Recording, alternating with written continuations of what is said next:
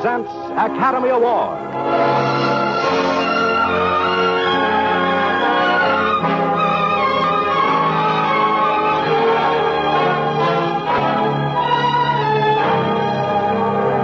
Every week, Squibb brings you Hollywood's finest. The great picture plays, the great actors and actresses. Techniques and skills chosen from the honor roll of those who have won or been nominated for the famous Golden Oscar of the Academy of Motion Picture Arts and Sciences.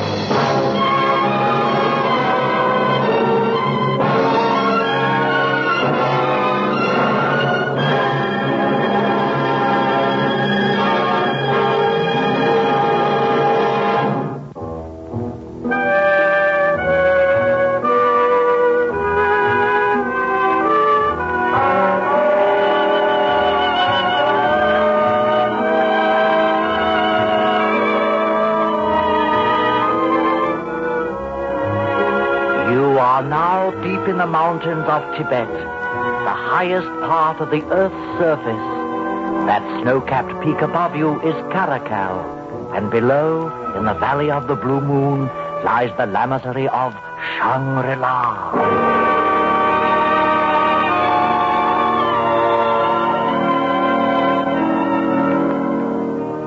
It was a strange and incredible sight. A group of colored pavilions clinging to the mountainside, like flower petals impaled upon a crag. Overhead, a dazzling pyramid of snow, beautiful, terrifying. From the stormy cliffs on which we stood to the serene peace and quiet of Shangri-La was like a descent into another world.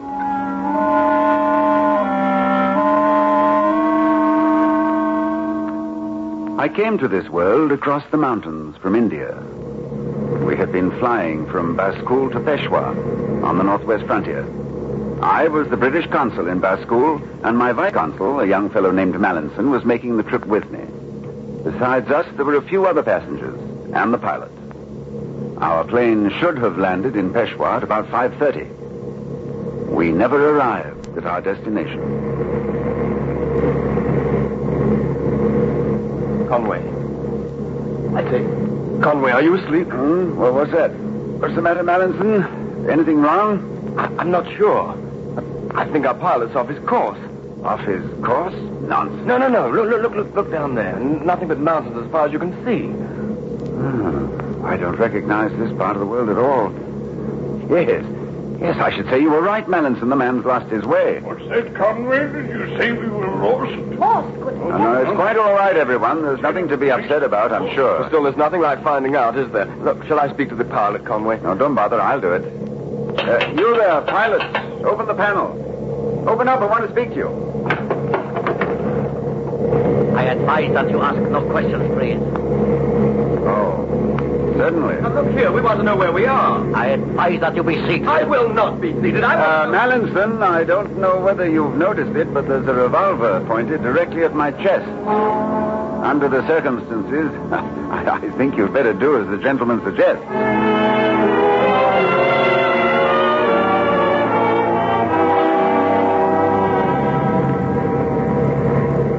For hours after that, we sat in the darkness of the plane, each of us pretending to sleep. Suddenly, the plane lurched sharply. There was a loud rushing sound in my ears, and I realized that we were coming down. But fast, much too fast.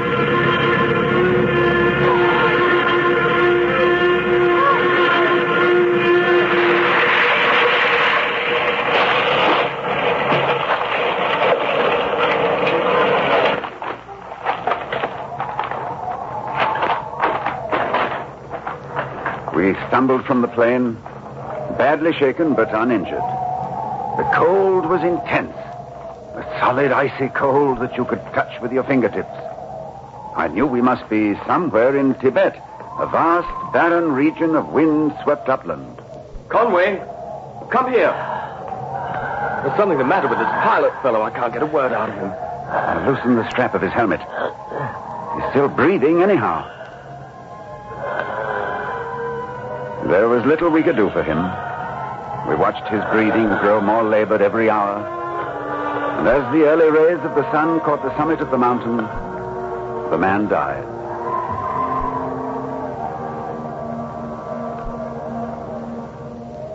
I say, Conway, Yes? I've just been looking at that mountain.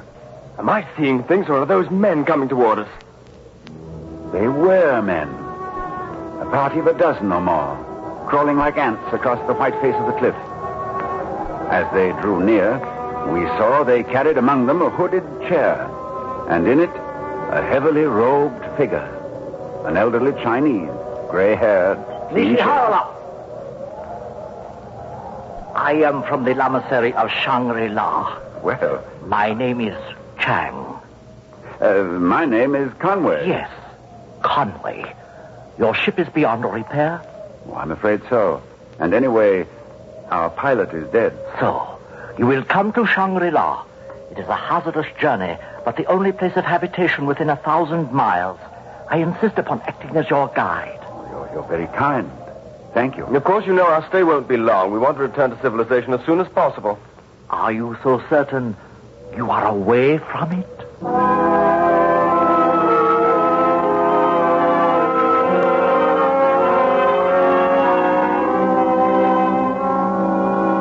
There was a pass at about 20,000 feet, which we managed with the aid of long ropes. When we had struggled breathlessly to the top, I saw above us, shimmering in the rosy twilight, the loveliest mountain on earth. That snow-capped peak above you is Caracal, and below, in the valley of the Blue Moon, lies the lamasery of Shangri-La.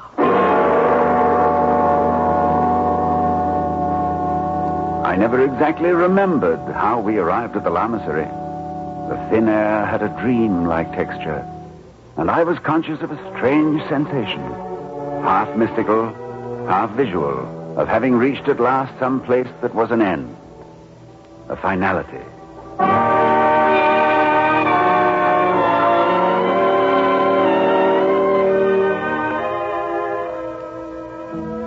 Shangri-La, I learned, was a sort of monastery whose inhabitants ruled the natives in the valley below.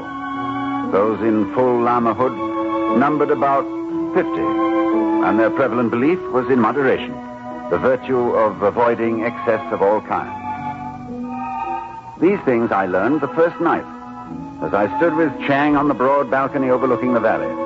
There is something more you would like to know, Mr. Conway? Please, I want to know, this morning when you found us, were you setting out on a journey? No. Well, then you came there deliberately to intercept us. That suggests that you must have known we were coming. The interesting question is, how? You are very clever, but not entirely correct. Therefore, I should counsel you not to worry your friends with these abstract discussions. No, they want something more concrete. They want to know exactly how long you're going to keep us here. There will be certain unavoidable delays. How long? The difficulties of the trip, obtaining the necessary porters. No. How long? Please. You may tell your friends a few months. But you don't guarantee it, huh? Is that what you mean? Well, for myself, I can't say I shall mind a great deal. It's a new and interesting experience. In time to come, you may find it even more interesting. Good night.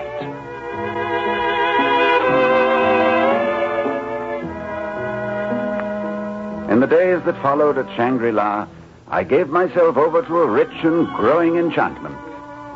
In the petal-colored buildings which dotted the mountain, I recognized priceless treasures of art. Paintings and sketches, exquisite ceramics, preserved for more than 1,000 years.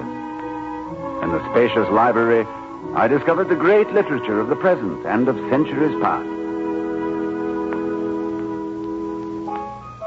One morning, I stood beside a lotus pool in an open pavilion of the lamasery. In an archway behind me, a young girl was seated at a harpsichord, a girl in Chinese dress. Her jet-black hair was drawn tightly back and braided. Her mouth was small and pink. She was like a delicately painted miniature. That was very lovely. You are pleased. More than pleased. Oh, my name is Hugh Conway. They call me Lotsen. Lotsen. And do you live below in the valley? No, I live here. At the lamasery? Yes. But as yet, I have not attained the full lamahood. You mean you are a lama? Yes. I'm a bit confused. I thought only men could be lamas. They will tell you, when you have been here longer, that in the lamahood there are no distinctions between a man and a woman.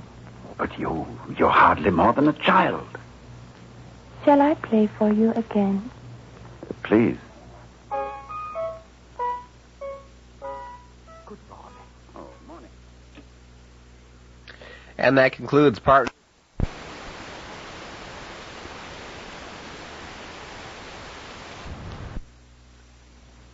Shall I play for you again? Please. Good morning. Oh, morning, Chang. You are pleased with Lo Tsen? She plays beautifully. She has studied for many, many years. Well, how could she? How old is Lo Tsen? I'm afraid I cannot tell you.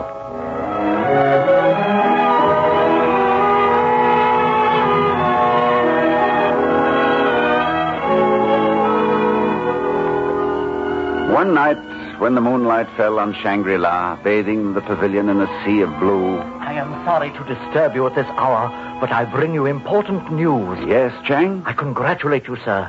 Tonight you are to be received by the High Lama.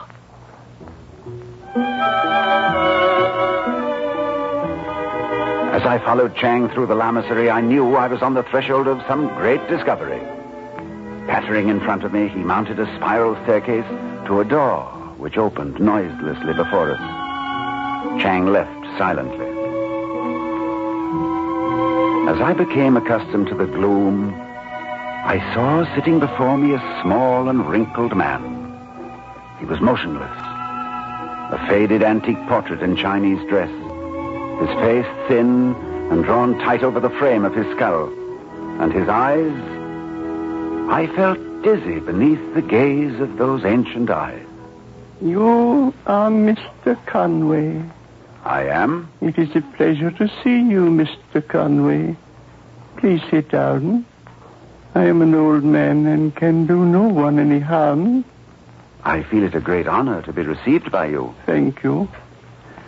Chang tells me you have been asking many questions about our community and its affairs. Oh, yes. I am very much interested. The history of Shangri-La begins rightly in the city of Peking in the year 1719. For it was then that 4 friars set out on a long and perilous journey by Lan Chao and Coco Noor. 3 died on the way, and the 4th was not far from death when by accident he stumbled into the rocky defile that remains today the only practical approach to our Valley of the Blue Moon. There, to his joy and surprise, he found a friendly population who bade him welcome.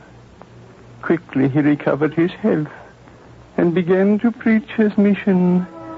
His name was Father Perrault.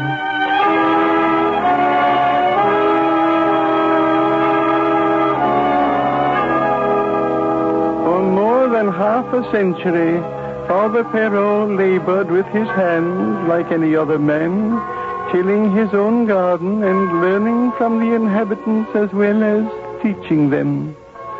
Then, in the year 1789, news descended to the valley that Father Perrault was dying at last. He gathered his friends and servants round him and bade them all farewell. But the end was not yet.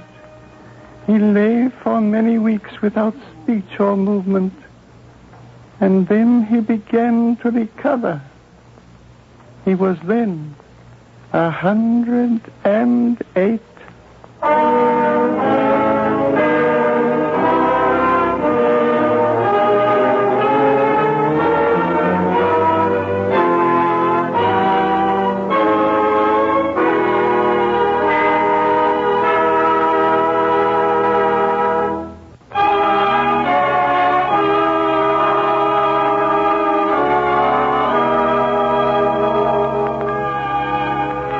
ancient Lama paused, his eyes closed as if the discourse had tired him.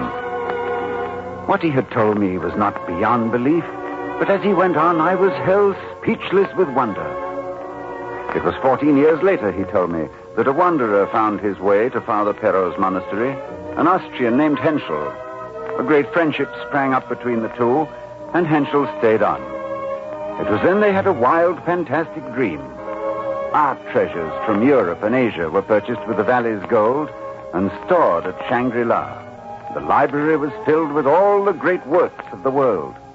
And later it was decided to admit travelers and strangers who had lost their way. In the years that followed, strangers did come. In 1910, Henschel died. In 1910? But you said he came here in 1803. There had been a quarrel about some porters. Henschel had just told one of our guests of the important proviso that governs their reception. And perhaps you are wondering, Mayor Conway, what that proviso may be. I think I can already guess. We are to stay here all of our lives. And can you guess anything else? Seems impossible. And yet, impossible as it may be, I know that it's the truth. What is, my son? That you are still alive, Father Perro.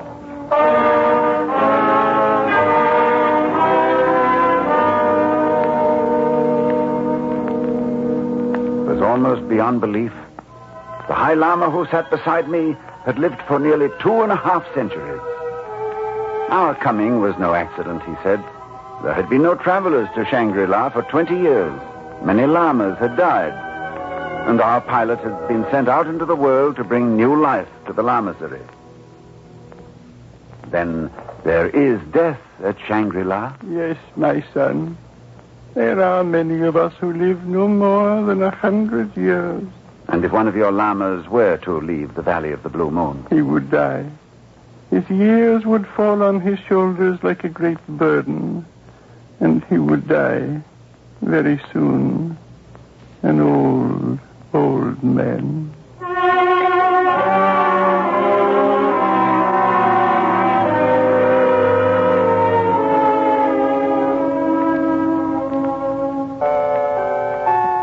Lotsen. You have seen the High Lama? Lotsen, when did you come here? How long ago? I was betrothed to a prince of Turkestan. We were traveling to Kashgar to meet him when my carriers lost their way in the mountains. When did this happen? In 1864. I was 18. 18. Then now The you are... missionaries of Shangri-La found us. They brought us here. I never saw the man I was to marry. Then in all these years you have never known the meaning of love. Lotsen, is there no love at Shangri-La? Is there no room for love at Shangri-La, Lotsen? She didn't answer, but I saw a faint flush rising in her ivory cheek. And then I was aware that someone had entered the pavilion and was watching us. It was Mallinson.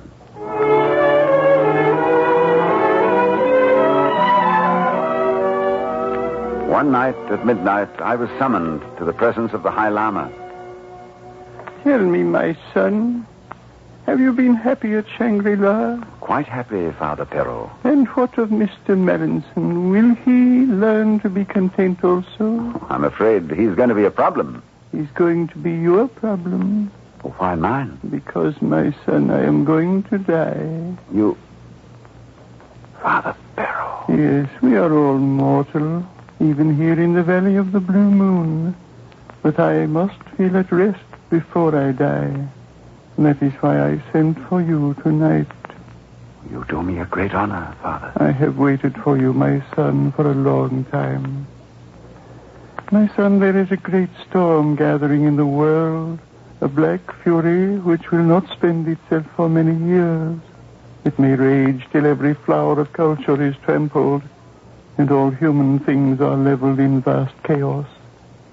But I believe that you will live through the storm, Beyond that, my vision weakens. But I see at a great distance a new world stirring in the ruins, seeking its lost and legendary treasures. And they will all be here, my son, hidden behind the mountains in the valley of the Blue Moon. And you will be here to give them to the hopeful world. My son, I place in your hands the heritage and destiny of Shangri-La. High Lama stopped speaking. The glow in his eyes faded.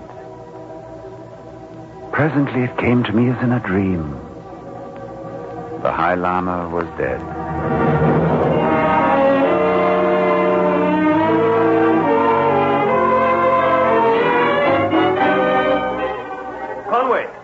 Conway, I've been waiting for you. I say, what's the matter, Conway? Are you ill? Oh, I'm just tired. Well, pull yourself together, man. The porters are waiting for us. The porters? It's all arranged. They're going to take us back to Peshawar. Yeah, but I want to take Lode Sen out of this dreary place. Hurry, Conway, hurry. But you can't. I'm in love with Lode Sen, and she loves me. She's coming with us. Lode Sen mustn't go. It's impossible. Why? Why is it impossible? Oh, you must take my word for it. Lode Sen must never leave here. Conway, the two of us can't manage the cliff. We must have your help. I want to get away from this place, and Lode Sen, too. She's young. Doesn't she count? Lode Sen is not young. Not young? You're raving, man. It's the truth. Her beauty is a fragile thing that can only live where fragile things are loved. Take her away from this valley and she'll fade away like an echo. Mallinson, listen to me.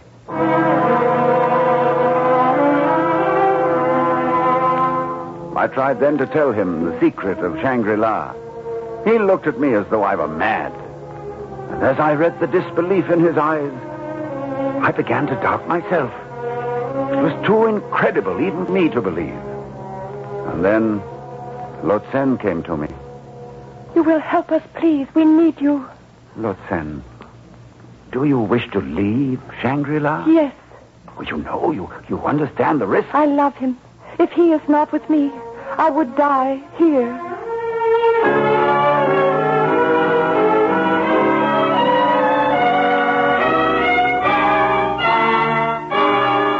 For hours I paced the balcony. I couldn't tell whether I had been mad and was now sane, or had been sane for a time and was now mad again. But always before me were the wistful, pleading eyes of a little Manchu girl. And I knew that whatever was her fate, I must share in it. That morning, with the wind roaring through the jagged cliffs, we made the descent from Shangri-La.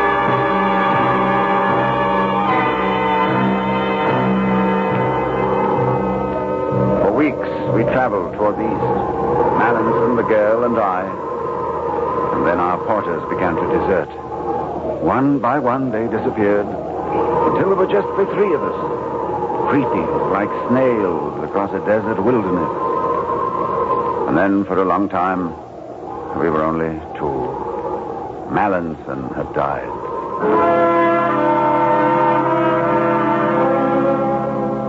First, I tried to believe it was the hardship of our journey which had changed Lode Sen. I am tired. I can go no further. We must go on, Lode Sen. I am tired.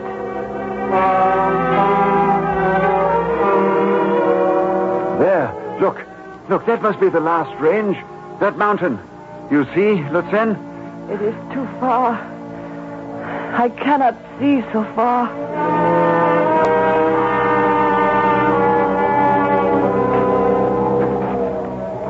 One more step, Lode Sen. One more step. One more. One more. No. You must go on alone from here. Her eyes were depthless shadows.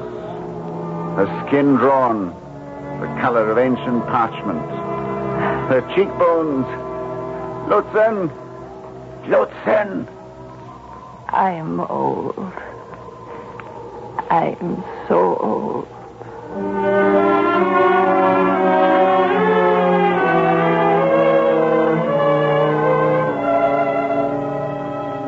They found us on the road to Chungkiang, and we were taken to the hospital there. Lode Sen, They told me later, Lotsen died that same night. The oldest woman they had ever seen.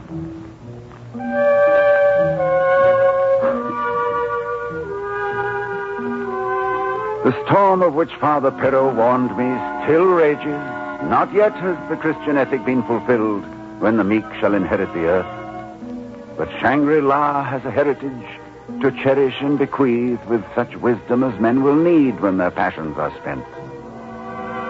Soon, I hope I will return.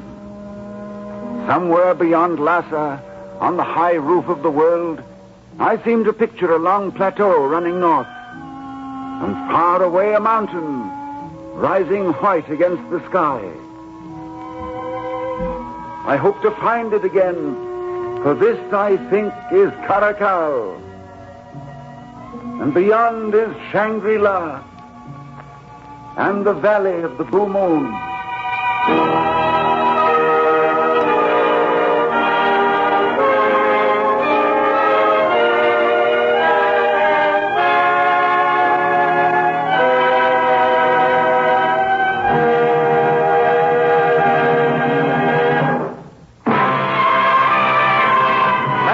Another great picture.